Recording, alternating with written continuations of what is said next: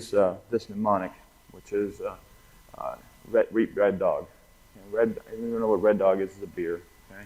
And it basically indicates that there's 7 major functions to the actual kidney. The first one is R for regulation of water and electrolyte balance. So our body is in constant, whatever you take in, you put out. So if you drink 12 ounces of water, you're going to put out 12 ounces of water if you want to maintain a homeostatic mechanism. If your water balance is very tightly controlled at all times, and electrolytes are regulated independently of that fact. Okay.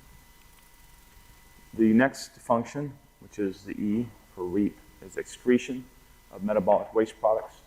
And what you're looking at is the end products of the metabolic process are continuously being made. Proteins get converted into urea. Nucleic acids get converted into uric acid. Muscle creatine is converted into creatinine, and hemoglobin breaks down to different components. And then you have hormonal breakdown as well. The next function is excretion. It goes on to elimination, excretion of bioactive substances, which is drugs and hormones. Then function number 4 is regulation of arterial blood pressure. That's the P, REAP, okay, for pressure. So blood pressure is regulated largely by the kidney. And the way it does that is by changing volumes in your body, as well as generating vasoactive substances such as renin and the angiotensin system.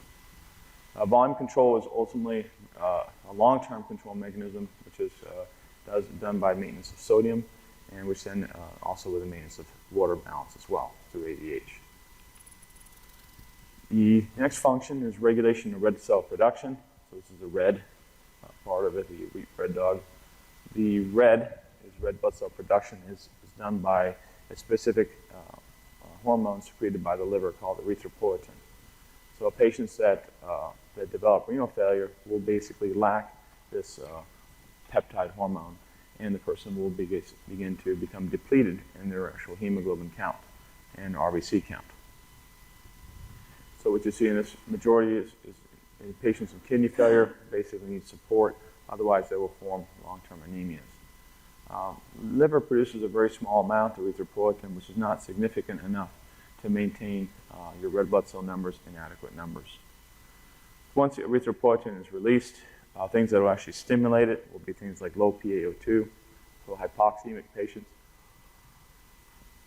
anemia, arterial hypoxemia, and inadequate renal blood flow will all lead to decrease in erythropoietin production.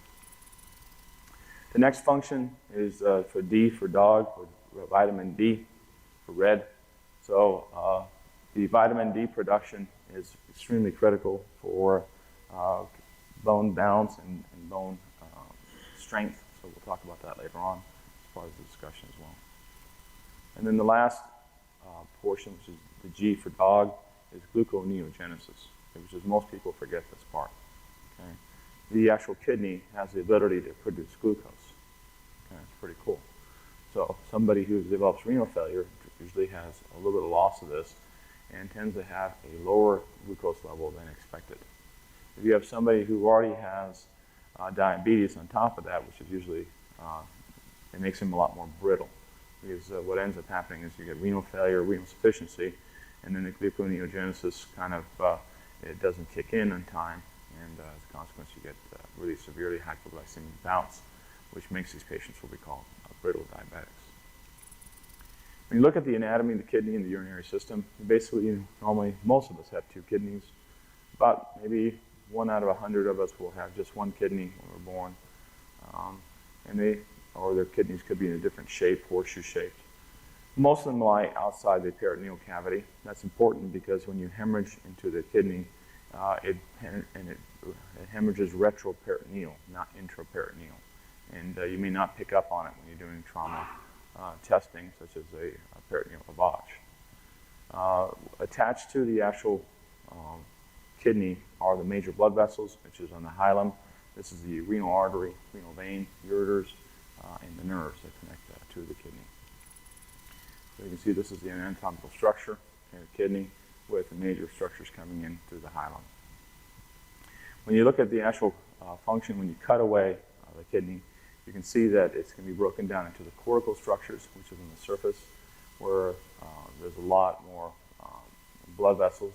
And then you have the medullary area in here, which is where urine begins to be deposited in large amounts, called the pyramids and the papilla, and then eventually forms a renal pelvis, which is down here, which is formed by the minor and major calyxes.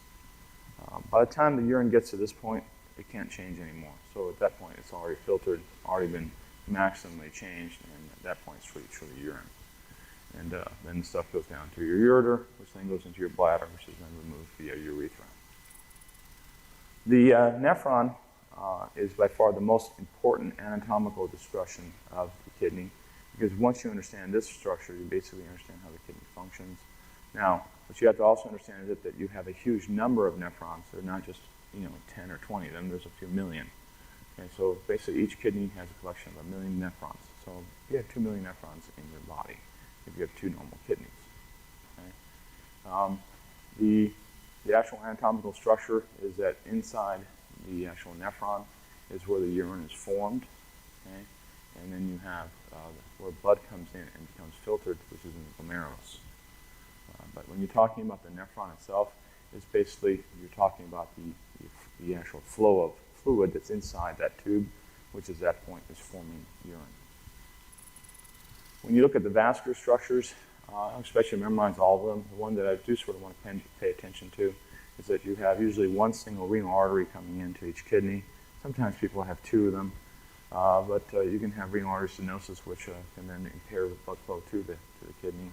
That's for the interlobular, arcuate arteries, and cortical arteries that we don't care too much about. It's what I really do care about more for physiological purposes, discussion of the afferent and glomerular capillaries and efferent arterial system that you have to memorize.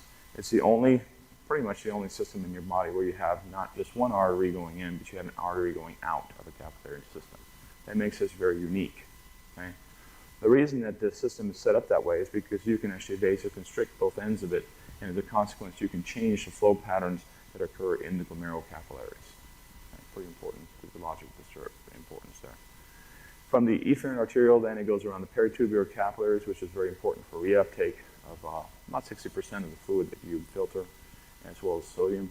And then it goes down to the vasa recta, and we'll talk about that later on, about how it's important for concentrating urine. And the venal recta, arcuate veins eventually comes back to the renal vein. This is what they show you in the book. Okay? This is the capillary structure that's coming in. These layers where the glomerulus, this is where the actual filtration is taking place. Okay? And eventually comes down here. These are the vasa recta, which are important in the sense of concentrating urine. We'll talk about that in a little bit. Again, more detail. Again, this is kind of hard to see, but what you're looking at here is a major blood vessel coming up, and then as a major cortical radial arteries coming up, and then splits into these little afferent arterioles, okay, which then go into the capillaries, which is the glomerular capillaries. And then you have the outflow tract, which is an efferent arteriole. Okay. Now, when you look at the passage of urine, you're going at the cortex of the Bowman's capsule. The urine then descends into the medullary area of the kidney. It does that by going through the proximal tubules up in the cortex, and then eventually goes down the descending loop of Henle, limb of Henle, which is eventually what we call the loop of Henle. And it returns to the cortex again via the ascending thin and thick limb of Henle, and passes down one more time down into the medullary area, going down to what's called the medullary collecting tubule, and ends up in the renal calyx. Once the urine is entered into renal calyx, you don't alter it anymore at that point. So that's considered fully formed urine. Now let's look at the Bowman's capsules. Okay. What is a Bowman's capsule? Bowman's space. Okay. When you look at this is your afferent arteriole. Okay. It comes in to form a capillary network, which then goes out to the efferent arteriole. So we're going to draw it like that. So this is coming in, and this is coming out. And this is a little capillary system here. Let's draw it like this. It has the flow going through it like this. Okay. This wall I'm drawing here in red is the Bowman's wall. Okay? And it basically describes how the glomerulus is interacting with the actual, the beginning portion of the proximal tubule, or the Bowman space. Okay? If you look down here at the bottom, it's red. That's because that's where the capillary side, so that would be inside here. That's where the blood's flowing. And your blood has to basically go through 3 separate layers to finally get filtered and eventually form urine on the opposite side, which is the urinary space. The 3 structures that it must pass through is the endothelial cell processes, which is part of the capillary network, capillary layer. The next one is the basal lamina, and then the next one's another cellular structure called the pedicels. And so it's going through 3 different filters. The way I want you to think about this is take a colander and make it different sizes, make 3 different colanders and put them all together. The first colander is pretty open, so it allows things to pass through it pretty easily. The next colander is really kind of tight, so it doesn't allow things like proteins to pass through it.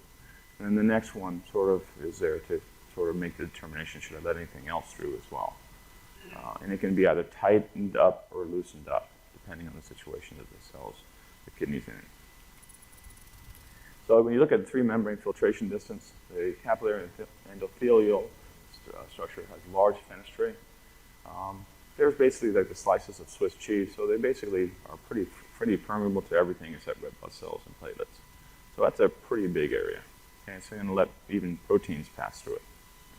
Now, where the proteins are going to be stopped is in the thick basement membrane, okay, which is not really a lipid bilayer layer.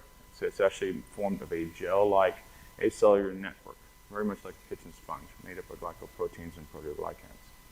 So that area is going to be absorbing or holding back all the proteins and not letting them go into the urine. It's going to try not to spill most of it, because proteins are hard to come by and hard to make. They really don't want to waste them. So anything that's large or negatively charged is not going to be really allowed to get through. Okay? Now you have to ask yourself, well, how does that stuff get cleaned? I mean, after a while, won't the protein sort of just fill up all the mesh and sort of mess it all up? I mean, it's like you take a sponge, you just keep throwing debris at it, eventually the sponge won't work. What's really cool about the system is that this basal lamina layer actually moves. It's like a continuous conveyor belt. Okay? And as it moves, it gets cleaned by the cells. Okay? So it's being washed as well. So it's a pretty amazing structure. The next layer, which is a single layer of epithelial cells that are deeper, okay? They're tightly junctioned and allow basically only small molecules through. So this connects directly to the tubular network. So the tubule consists of the base membrane and a single layer of epithelial cells. So you can actually take a whole nephron, and if you wanted to, you could actually lay it out. Okay? You could lay it out into one single linear tube. Okay? What you're doing with that tube is you're basically arranging it into 1, 2. So it's got 2 falls. The first fall produces a loop, and the next one falls goes to form the urine, the final, which is going to the calyx. So it looks like basically 1 going up, 1 going down, 2 going up, 3rd one going down. So it looks like that. Okay. Now, what makes the kidney kind of interesting is that it is a tube. So how can you modify it to do different things? And the answer is you change the kind of cells that are on the basement membrane. Okay? If you want to take the first portion of the tubule and make it extract most of what you filtered, which is pretty important, okay? Then you want to have cells that can do a lot of work against gradients. Okay? So what kind of cells do you think you're going to put into the first portion of the tubule? You're going to put cuboidal cells. Okay? Cuboidal cells that are able to generate a lot of ATP production. Okay? They have a lot of little organelles that can help do this kind of stuff where we have to have a lot of gradient work. Then when you get further down, when you get into the loop of Henle, when we describe it as thin, okay, then what does thin cells do?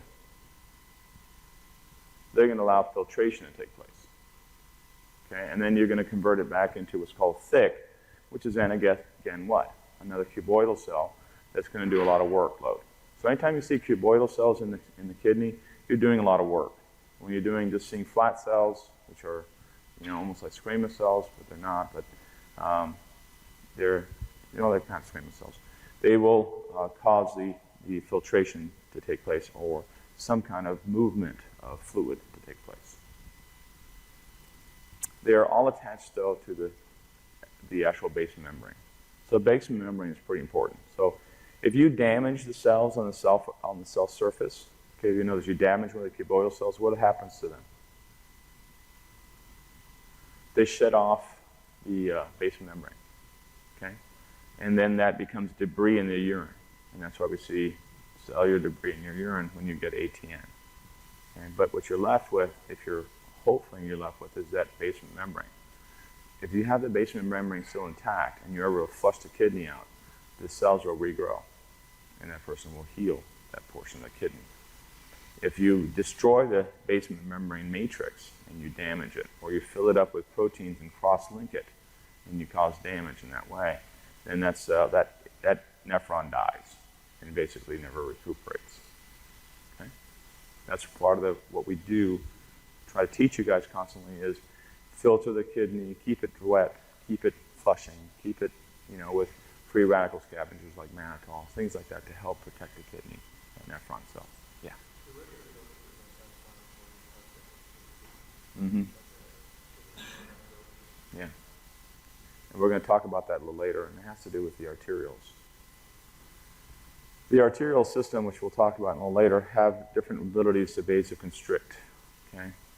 When you give somebody epinephrine, what will happen is the afferent arteriole will vasoconstrict intensely to the point that you have no more urine blood flow at all, okay, to that area. So what ends up happening to those proximal tubules that are beyond that, they begin to die and start developing ATN because of lack of oxygen. Okay. Now, what should happen is the feedback mechanism, which is a prostaglandin-based feedback mechanism. Once you develop a certain degree of hypoxemia and desaturation in that area, you produce more of that, and then it causes the afferent arteriole to release and to relax, and then the blood flow returns. But when you give that person nonsteroidal anti-inflammatory agents like Toradol, what that does is it inhibits the prostaglandin production, and now the afferent arteriole will not vasodilate and will stay vasoconstricted, and then it will cause actual renal failure. So Toradol is really not bad in cases where you're not in shock, but if anybody who's in shock or anybody who's on epinephrine drip, I'd be very leery of using that stuff. Okay, does that make more sense? That's kind of an important clinical thing to know, and I'll go over to it a lot more detail. If you look at the different kinds of tubules, okay, this is one single tube that you're looking at, which is a nephron. But we call them different because they have different physiological functions, and they also physically look slightly different. You can break it down into basically 4 major areas, which are the proximal tubules, loop of Henle, distal tubules, and the collecting duct system. Okay? If you look at the proximal tubule, you have 2 parts, which is the proximal convoluted tubule and the proximal straight. Most people just keep it simple. Proximal tubule is just a proximal tubule and just leave it at that, unless you become a nephrologist. Most of the time we just talk about a proximal tubule. On the other hand, the loop of Henle can be broken down into 3 major parts: the descending thin loop of Henle, the ascending thin loop of Henle, and the ascending thick loop of Henle. Okay? Which part of that loop do you think is going to be doing active energy work? The thick ascending loop of Henle. Okay? And then you go into the distal tubules, which then come very close in approximation to where the filtration is taking place. It gives a feedback of urine quality to the glomerulus and tells it what quality of urine is forming. So it's kind of nice in that sense. And then it goes on to forming the collecting duct. The collecting duct is broken down into what's called the connecting tubule, the cortical collecting duct, the outer medullary, and then the intermedullary collecting duct. This is a picture of the whole system. So you have your afferent arteriole coming in. This is your capillary network, which then pours the urine into what's called the Bowman's capsule. Okay, the Bowman's capsule then goes into the proximal tubule, where it goes down this way, eventually going down to the thin descending loop of Henle, and then it flips up in the area upwards in the ascending thin loop of Henle, eventually reaching here, which is the thick ascending loop of Henle. And then it goes back to the distal tubules. So you have the distal tubules right by what's called the macula densa, which is basically monitoring quality of urine, which is in very close proximity to where the Bowman space is at. The reason it's doing that is it's telling the afferent and efferent arteriole how much to vasoconstrict appropriately to maintain urine flow that's adequate in quality. Eventually it goes down the distal convoluted duct, and then it starts going into your connecting tubule, corticolecting tubule, and then your medullary collecting tubule.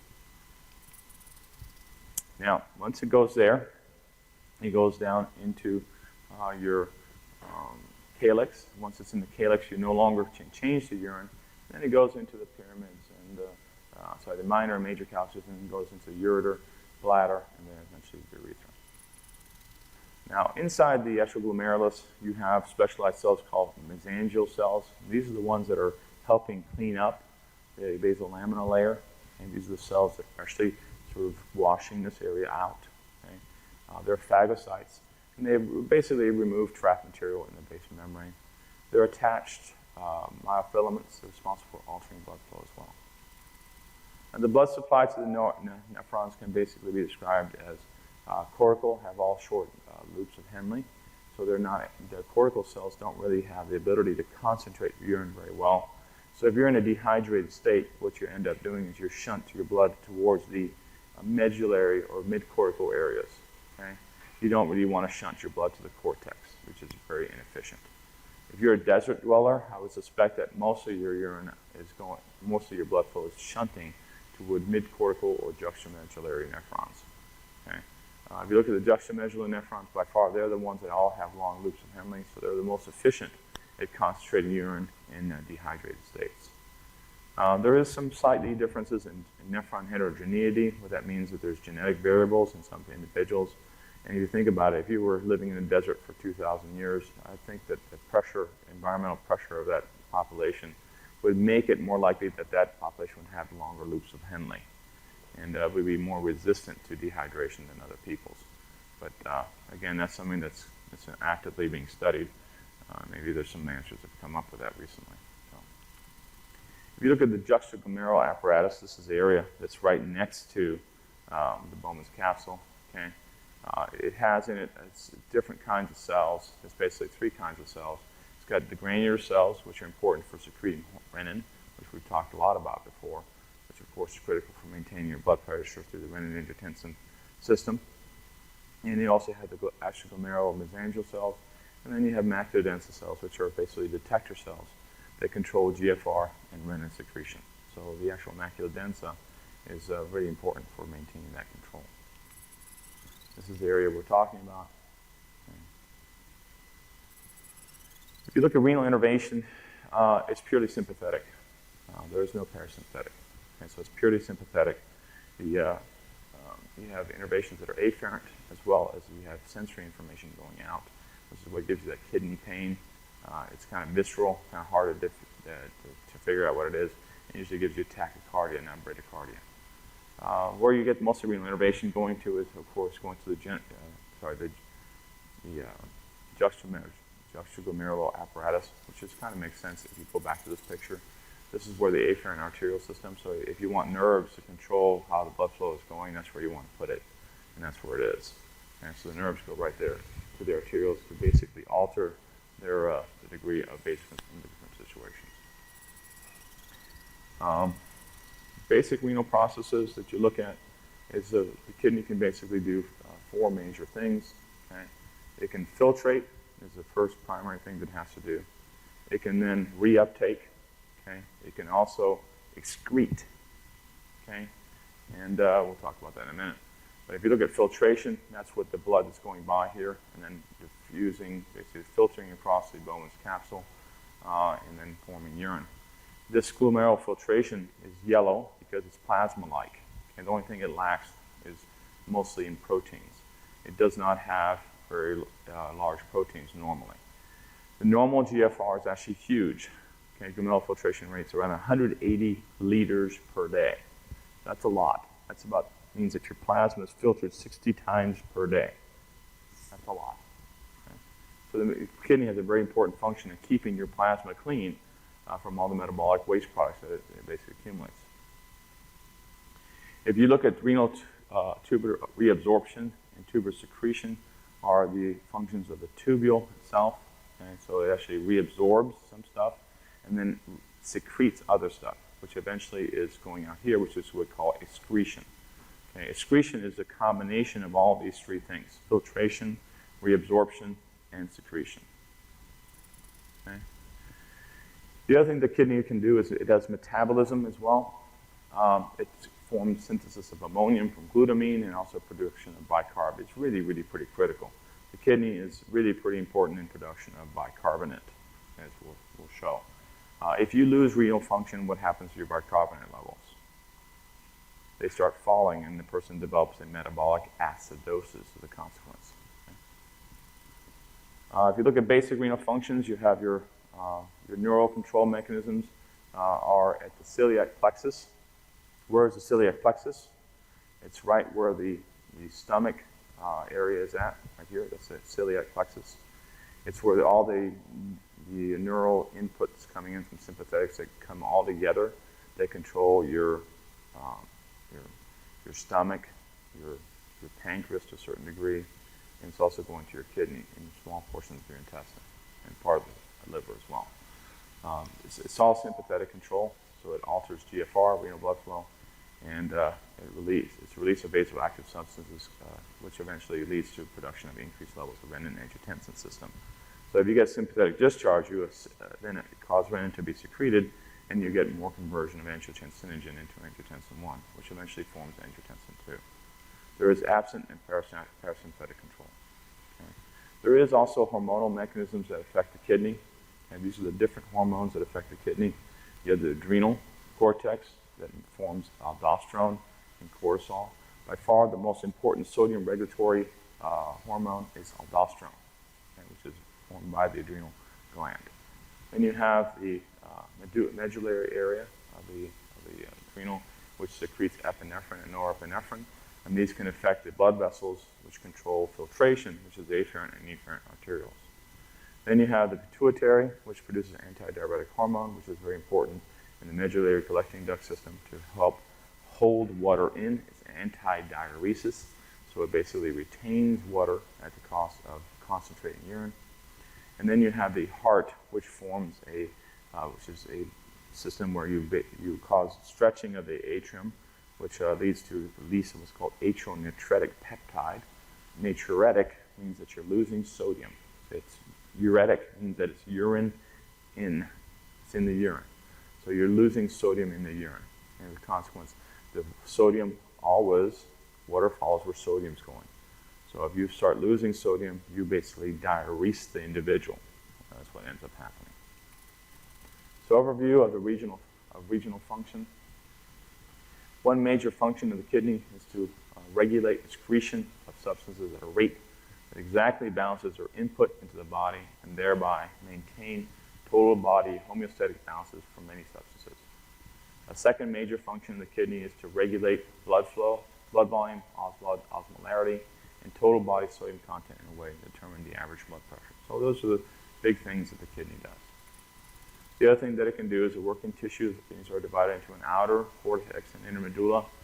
Each functional unit is composed of a filtering component, okay? And the cortex receives an enormous volume of blood that flows in series through the glomerular capillaries. Now, the bad thing about getting cortical blood like that is, of course, it's not going to go to the deep, the juxtaglomerular area where you have more to concentrate your urine. So if you're getting a lot of blood flow, that's good. That means you're not dehydrated. So the cortex can do its job just fine. But if you go into a low blood flow state, then the blood is shifted inwards towards more the juxtaglomerular apparatus down there and the juxtaglomerular nephrons. Okay. The renal handling of any substance is defined by the four things. You have to memorize this one: filtration, reabsorption, okay, secretion, and to some degree metabolism. Okay. That's really what you're looking at handling of stuff by the kidney. All right, look at chapter 2. I'm going to try to finish all this stuff today in this section and move on to the next section next week. So I think we have like 2 more chapters in here as well. So they're short and sweet, so that's kind of nice. I'm going to go for about 30 minutes and we'll stop for 10 again. I'm not feeling too well right now, so we'll see how it goes. Okay. Chapter 2 is renal blood flow and glomerular filtration. When you look at glomerular filtration and renal blood flow, they're related very much directly, because what you're looking at is that the kidney basically receives around 20% of the cardiac output, which is a pretty large amount.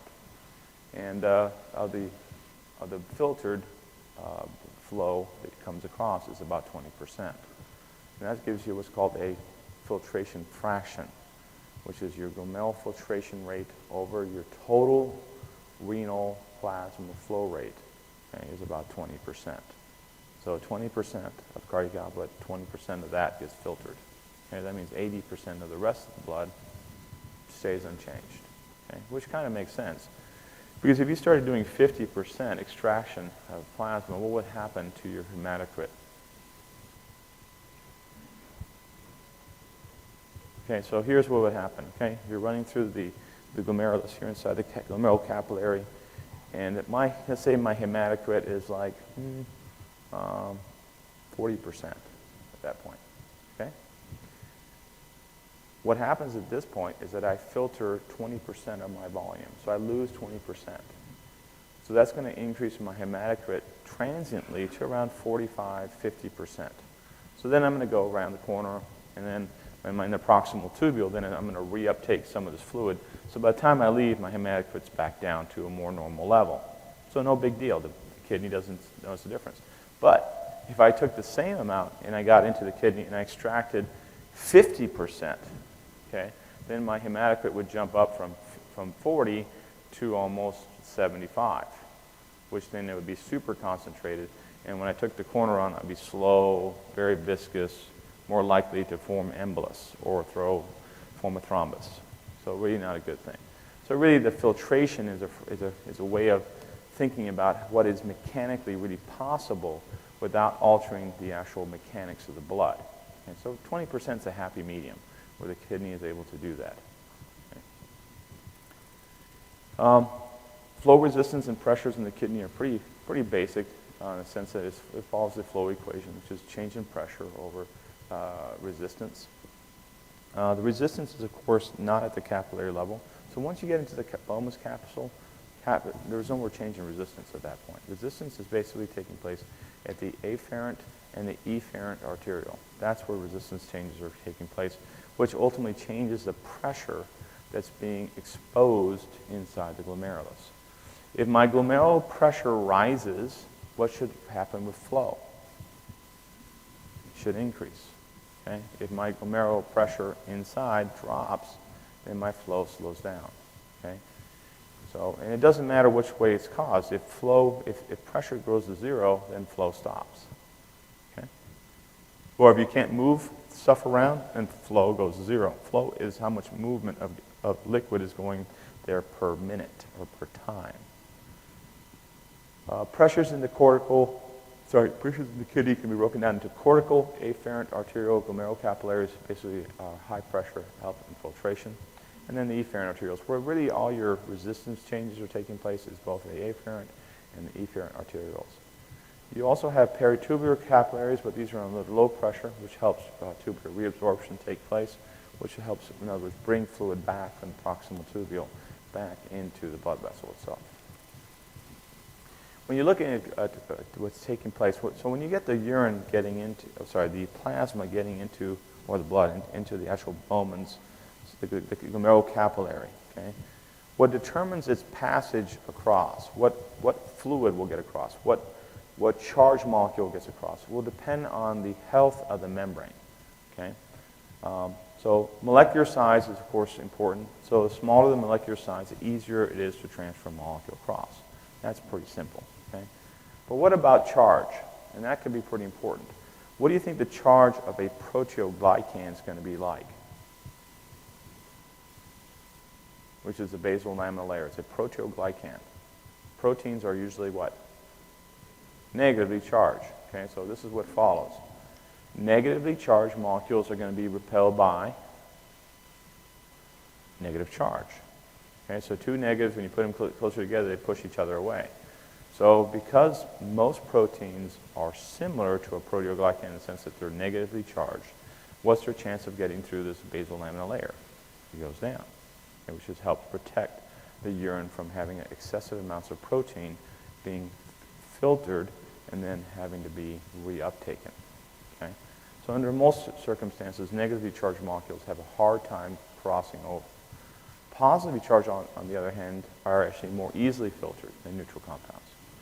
Okay? Why? Because negative attracts what? Positive charged molecules. Okay? So it helps pull it across the capillary endothelial layer into the basal lamina layer, and which then gets pushed into the next layer, which is into the Bowman's capsule. Now, what are direct determinants of GFR? The higher the GFR, the greater the excretion of salt and water. Okay? The rate of filtration is basically equal to hydraulic permeability, which is how much pressure I'm generating, surface area, and net filtration rate. And that's pretty important if you look at surface area. If you're down to one kidney, that means you have 50% reduction in surface area, so you have 50% reduction in filtration, which can become an issue. Okay? Net filtration pressure is this algebraic sum of the hydrostatic pressure and the osmotic pressures resulting from protein, the oncotic or colloid osmotic pressures on the two sides of the capillary wall, which basically applies to what law? What's that law called? That's Darwin's law. Okay, so it's the same kind of law. It's no different in the kidney.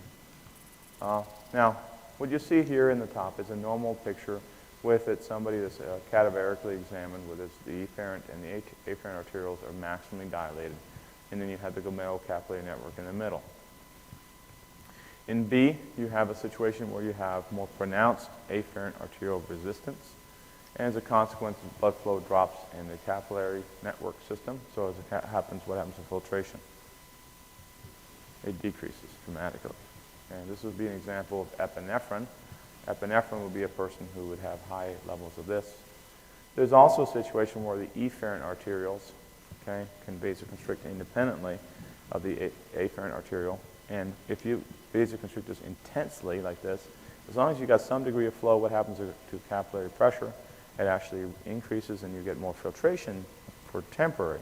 But if you completely constrict down the efferent arteriole, what happens to flow? It goes to zero, so even though you have hydrostatic pressure high, it basically stops filtration. Okay, so you need to maintain flow to maintain filtration. That's really an important concept. Okay? Most of us are in a combination of both these states, where we have the afferent and the efferent arteriole, and vasoconstricted just a little bit to maintain really a perfect pressure and not over-distending the glomerulus. If you have pure efferent arterial resistance problems, like you get hypertension from that, okay, what's going to happen to the person's filtration rate? It's going to go up, right, initially? But what's going to happen to the glomerulus in the long term? If you continue pumping fluid into a wall, what's going to happen to the wall that's in front of it, which is right here? It's going to deteriorate, it's going to tear, it's going to destroy, and that's what happens. So people that have diseases that affect the efferent arteriole and vasoconstricted down end up getting glomerular damage, okay? And as a consequence, begin to have loss of nephron function. Okay? So what you're looking at here, I'm sorry this didn't come out as well as it should have, but you have several forces. The major one that actually helps push fluid out is the actual plasma glomerulocapillary pressure, which is this one. Okay? And then what you have a little bit, there's very little pressure inside here, okay, which is another pressure inside the Bowman's capsule space. And then you also have what pulls back more fluid actually is what? Oncotic pressure. Okay? So it's the actual protein inside the blood that helps pull back filtered substances back across. So even though you think, most of us imagine that the Bowman's capsule is a one-way road, it's not. It's a two-way road in the sense that most of the time it's going towards the urine, but every once in a while urine flows backwards into plasma again. It does that because of the oncotic effects. And it's just free water. It's not really urine. It's water. Okay? Autoregulation is pretty important in the sense that it changes in GFR and renal blood flow are severely blunted by autoregulatory mechanisms, and blunts the changes in blood flow and the GFR in response to changes in renal pressures. Okay, let's go on to chapter 3, which is clearance. Clearance is taking a substance, bringing it to the kidney, and then seeing if it can get rid of it. Okay, that's a simple way of thinking about it. Okay? So clearance is basically ridding the body of a substance. Not all things can be cleared by the kidney. Okay? Most of your lipid-soluble anesthetics cannot be cleared by the kidney. They have to be first converted by metabolism to become water-soluble to be gotten rid of. The reason that is because lipid-soluble agents are highly filterable, and that's true. So the glomerulus can basically filter it across just fine, but once it gets into the nephron, because it is so lipid-soluble, it repenetrates. In other words, it reabsorbs right back into the bloodstream. So your net filtration or clearance rate is very low for a lipid-soluble agent. So if you want the kidney to get rid of something, you got to make it water-soluble. Okay? So substances removed from the blood and eliminated in the urine ultimately is renal clearance. Units of clearance is volume over time. So that's what we usually use as a volume. Usually milliliters per time, per second usually, or something like that. Now, to quantitate clearance, we use different substances to sort of describe how the kidney can get rid of things. Okay? If you look at substance A, which is the hallmark is what's called inulin, okay, is something that's freely filtered and is neither absorbed nor secreted. Okay, so this is basically just, it's going to tell you your GFR rate. So inulin is really a very useful thing to measure exactly what the glomerular filtration rate is going to be. Remember, that ratio should be around 20%, okay, 20 to total renal blood flow. So how do you find renal blood flow? Okay, and things, sometimes you'll have other compounds, let's go back to that in a second. You have other compounds like para-aminohippurate, which is PAH. It has a slightly higher clearance than GFR. The reason it is because it's freely filtered, okay, which is right here. It's D, okay, it's freely filtered, but then it is also actively secreted as well. Okay? So basically, it's used to measure renal blood flow. So para-aminohippurate, okay, which is some degree of its filtering, but by the time it bypasses here, it secretes it all, so it's equal to what? Total renal blood flow. That's how it works. Okay? So para-aminohippurate, they ask you, is it all filtered? The answer is no. It's still filtering at what rate? 20%. Okay? But it will be secreted by another 80%. So by the time you're finished, you're at 100% excretion. Okay? So this drug that you give is measurement of renal blood flow. Okay? And that can give you that ratio that you want, which is GFR to total renal blood flow. Do we use this very often? No, but it's really kind of a nice theoretical understanding of how the kidney tries to function. If you look at the next one, which is substance C here, okay, substance C is things like insulin. These are substances that are filtered, but they have zero clearance. And the reason that the body has zero clearance for these kind of things is usually they're lipid-soluble agents, for one thing. And the other thing is that there's something that they're really valuable, something that the body does not want to get rid of very easily. And insulin's pretty valuable. Okay? So what you see with this insulin, because it is a lipid-soluble agent, it penetrates easily, filters, but then is reabsorbed almost 100%. And then eventually it gets degraded in the bloodstream later downstream. But for now, that means that if you're looking at this individual that has normal insulin, you shouldn't see any insulin being excreted in the urine. If you look at glucose, glucose is normally acts like C.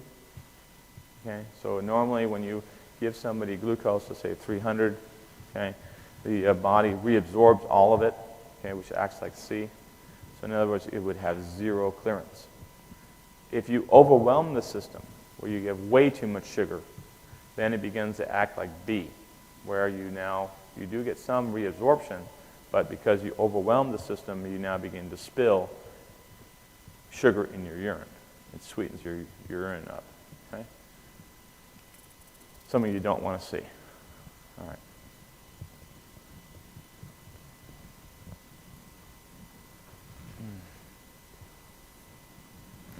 Now, when we're looking at this graph, this is a tough one, okay? This is by far the most important graph you'll ever read when you look at renal. If you can understand this, you can basically understand how the nephron works, and it depends on which molecule you're looking at. Now, the best way I can give you this explanation is, let me go to the next page. It's the blow up of this. Is we're going to separate this out into two parts, okay? We're going to put it one part boxes underneath, okay, we're going to make blue. Let's say we're going to make a box like this, okay? And we're going to make that box supposedly equal to 10 boxes. Okay? And then on top, we're going to have 10 boxes of the substance that we're talking about. Okay? Now, the reason I have to make sure that you understand this is that when filtration takes place, it takes place with water coming across and the substance that you're talking about. Okay, they never go across just with, in other words, you cannot filter if you don't have any plasma going with it or what's called urine going with it. Okay? Makes sense, right? I mean, otherwise you wouldn't be getting any blood flow to the glomerulus. So you need that fluid to transfer across, and with it, the solute goes with it. Okay? The solvent is water, and the solute is what you're carrying in the water. Does that make sense? Okay. Now imagine that there are 10 boxes of each. If you keep it simple in that analogy, it'll make a lot more sense. Okay? Now, what happens in substances like glucose, proteins, and amino acids, if you're measuring their concentration, okay, as soon as it hits the proximal tubule, it gets sucked back into the proximal tubule. Proximal tubule reabsorbs all the proteins, all the amino acids it can take, all the sugar it can breathe up to take. That's what it's going to do. So what you end up seeing at the end, by the time you get into the urine, the boxes that are left on top are gone. So all you're left with is water. So that person has gone to a zero concentration of that substance. Does that make sense? That's a pretty straightforward one. Okay? Now let me give you another one that's kind of a little bit more difficult. If you look at the middle line, which is a sodium line, let me just draw it real quick.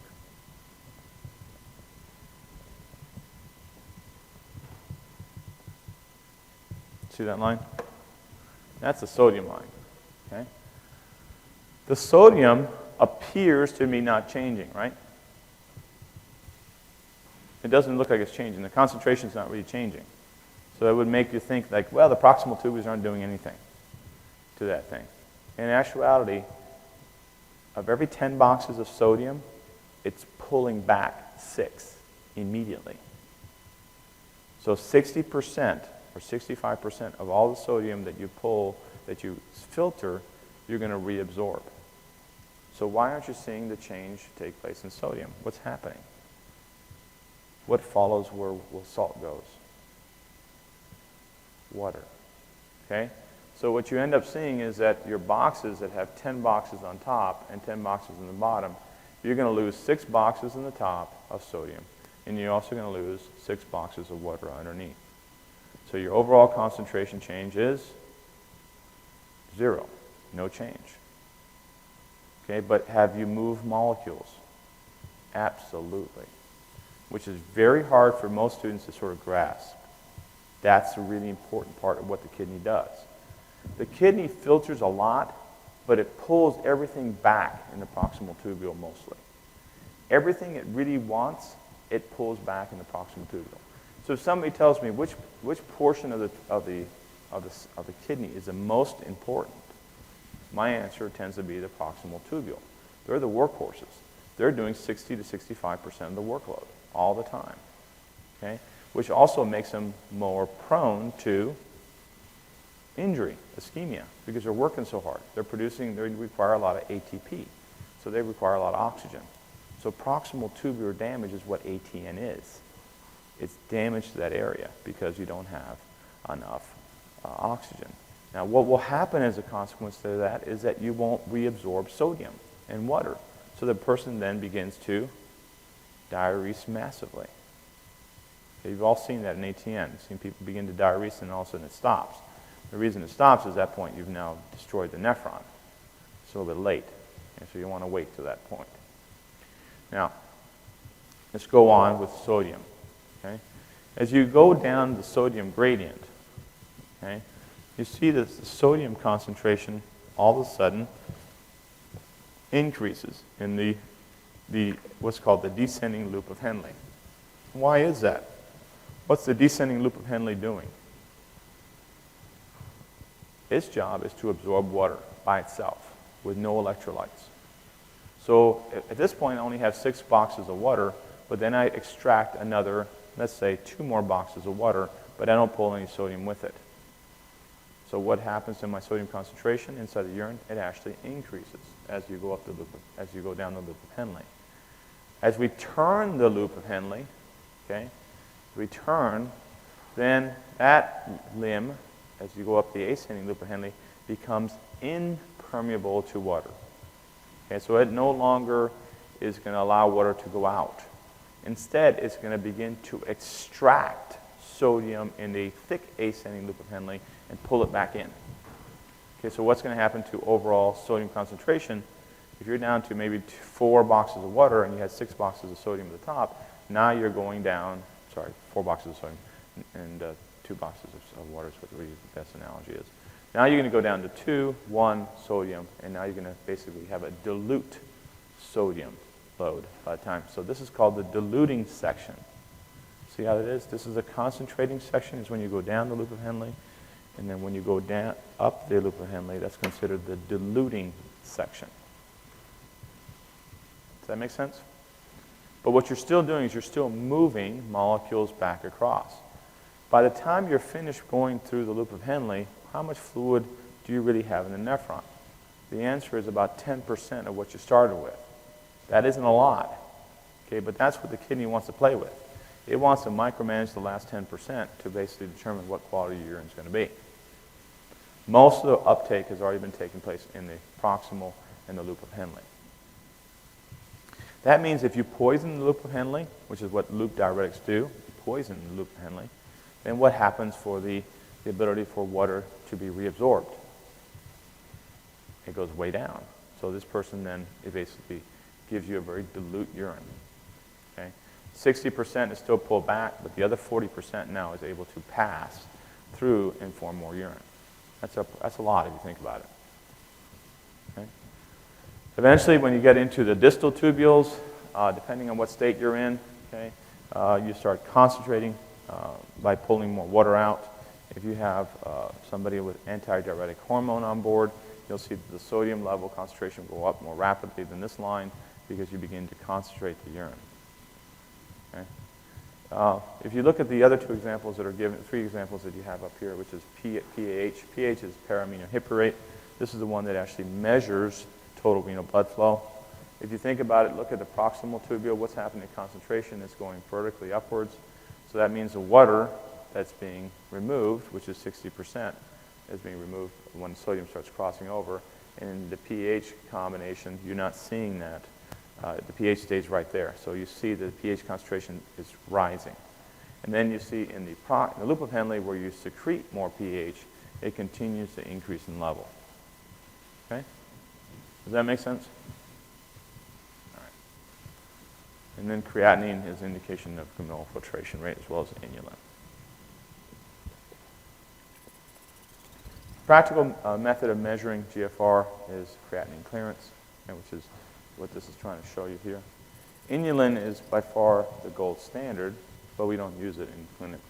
It's too much of a pain to inject it and measure somebody's 24-hour urine and then figure out how much inulin that person has in their urine. Okay? It's preferable just to use creatinine clearance, okay? And that's much more useful clinical. Why do we use creatinine clearance? Because your body produces creatinine as a part of the normal metabolism of muscle. Okay? So it's an end product of creatine metabolism. Creatine is formed by the metabolism of phosphocreatine. Phosphocreatine is a high-energy molecule which provides a rapid supply of ATP to muscles, Without it, really, your muscles would deplete very rapidly of ATP. So phosphocreatine is actually very useful. It's converted spontaneously to creatinine on a regular basis. Consequently, creatinine is released into the blood and excreted by the kidney as a metabolic waste. And it's a fairly steady state level it's normally in. In a steady state release and excretion, creatinine is constant concentration in the blood. That's what you should see. Okay, usually about 0.4 to 0.6 is the normal creatinine in most of us.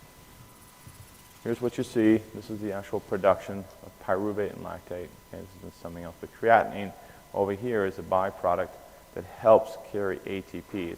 It's a phosphorus store to help rebuild ATP quickly. So without it, your ATP basically depletes very rapidly in the muscle itself. Creatinine normal levels vary according to gender and by muscle mass. Okay? Normally men have more muscle mass, so you should expect a slightly higher level than women. The other thing that you have to understand is it depends on how healthy that individual is. If you see that they're very unhealthy, they've lost a lot of weight, they're not looking well, then creatinine levels should fall in those individuals unless you're seeing signs of renal failure, which in that sense you'll see creatinine begin to rise. If you look at the normal structure of creatinine, this is phosphocreatine here, which then converts into creatinine, which then gets into your bloodstream and becomes creatinine in your urine. Creatinine is freely filtered and not reabsorbed. It is also secreted by about an additional 10 to 20%. Okay, so creatinine concentration is not equal to GFR exactly, but it's also equal to a certain degree of secretion that takes place. It's only about 20%, but that can throw your numbers off a little bit if you're doing calculations of how well the person is doing GFR-wise. We tend to use more of the gross value to find out what's really going on. If all of a sudden creatinine starts to jump up, we worry that the person's going to develop renal failure at that point. Creatinine, the plasma creatinine and urea concentrations are indicators of GFR changes. A single creatinine level gives you a reasonable number to indicate GFR. And so if you're looking at normal creatinine, it's less than 1 milligram per deciliter. For every 50% loss, the GFR will double. Okay, and that's really kind of tricky. And I see people make this clinical mistake all the time. If you see that somebody has got let's say a normal level, let's say a 1. That's on the upper end of normal. It's okay. But then that person jumps up to 2. How much kidney loss have I had? It's a 50% loss in kidney function. That means I've lost literally 1 kidney, and that should make me jump up and down. A lot of people just see the change of 1 to 2, and they go like, it's not that big a change. Actually, it's huge. Okay? So when you go from 2 to 4, what do you do then? You lose another 50%. But 50% of 50% is what? 25. So total renal function at that point, you've lost is 75% renal function. Is that a big a change as the first 50%? Absolutely not. Okay? So if you double again, okay, which you know is you go from 4 to 8, okay, and for some reason that sort of makes people wake up. And it's usually not. It's pretty severe at that point. You're at the end stage at that point. But if you go from 4 to 8, that's another 20. It's another 50%. 50% of 75% is going to be what is another? So it's 87.5% or something like that. Okay, so you're left with 87.5% of function that's gone. So you're down to around 13% function. That ain't much. Okay, and you become symptomatic at that point, developing end-stage renal disease.